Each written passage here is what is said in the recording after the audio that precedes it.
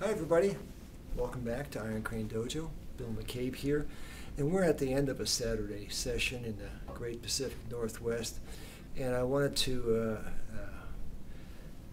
talk once again about one of the esoteric energies. Esoteric, in case you're not sure, and in case you don't have a dictionary around, means hidden or not quite secretive, but usually not something that's passed on unless you're a very special student, which says a lot about how I feel regarding all you guys out there. You're all very special to me as friends. So this energy in the internal arts is described as Bellows energy. And Bellows is B-E-L-L-O-W-S in English. And you would use bellows to generate air for a fire. Like if you were, in the old days, if you were processing metal or melting iron, and you were a blacksmith and you had to get the temperature up, you would have a bellows that would put massive amounts of air through mechanical energy into the fire and create a great deal of heat. Well, the bellows, the thought of bellows as an internal principle has existed for centuries, and it still underlies a lot of the power motions in the internal arts. So I'm going to show you a little bit about how that works today. And you won't learn everything you need to know about this, but you'll get enough to go down the road of exploration and research, which I know will go to the right ultimate destination for you. Okay, so come on over here. And this is Sensei Terry Stewart. She's helping us today. Terry, you stand here. And just for purposes of dialogue here and for simplicity, we only have a limited amount of time. We're going to set this up in a very simple and orchestrated way, but in a way which gets the point across quickly. She grabs my hands. Now I'm going to project energy using bellows into her body, and you'll see her move. Okay, so it's almost magical. I can do it, in different positions. I give you a better view. So I'm here, and if you point it down to her feet, so I'll get her feet off the ground. She'll literally go airborne. So I'm here, okay, and it's magical, of course, as are a lot of the esoteric concepts. And while it's magical, by themselves, they don't mean anything. It's being able to put this into the middle of your fighting strategy so that you're using it all the time, that all of your technique becomes quite profound from a self-defense perspective. Say she grabs my hand and she's pushing me, with the other hand. Okay? So I can do bellows here.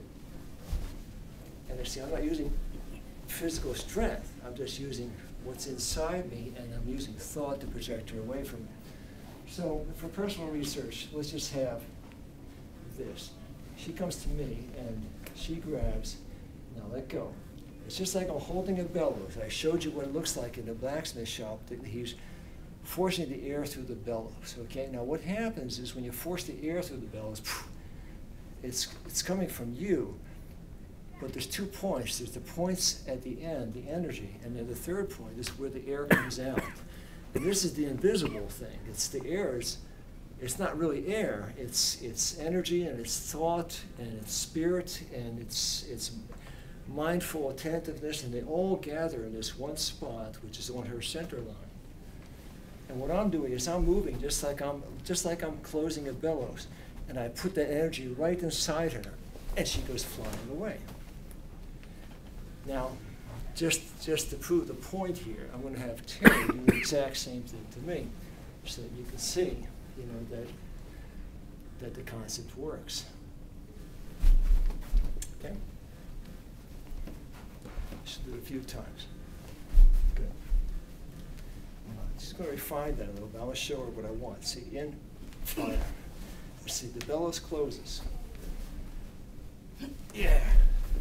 Big difference. And she can change the position of her hands. Say her hands are like this. She does the same bellows. her hands could be high. Same goes. Okay? Her hands could be opposite side. See, same Bellows. I grab her. And I'm controlling her, right? Trying to control her. And you can add to this by little machinations that you do with your hands. You see, I can get under her body weight.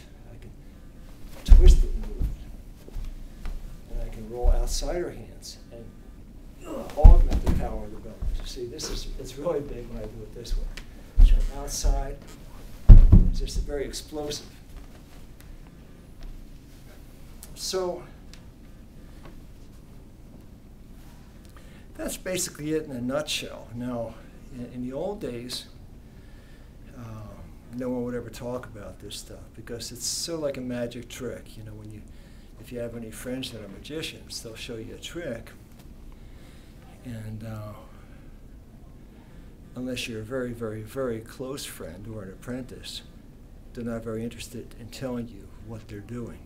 Okay, so. It was like that in the old days in the martial arts. If you apprenticed with a teacher, unless you had a very special relationship with a teacher, you would not always get the complete package. They always held something back. So I'm sharing with you things that I've acquired through direct experience in life and things that I acquired through direct research. I've had teachers who knew this kind of stuff but were not disposed to share it directly with me. But when I saw it, because of my own personal research and explorations, I was able to identify what was happening, and then I adopted it to myself. And then later on in life, after I already began to acquire the knowledge, other internal artists began sharing things with me that perhaps otherwise they might not have shared. But they were interested in seeing what I was doing because they were fascinated that I was taking different directions than they were. So I'm putting all this out for you to see so that perhaps you'll research, you'll come up with something.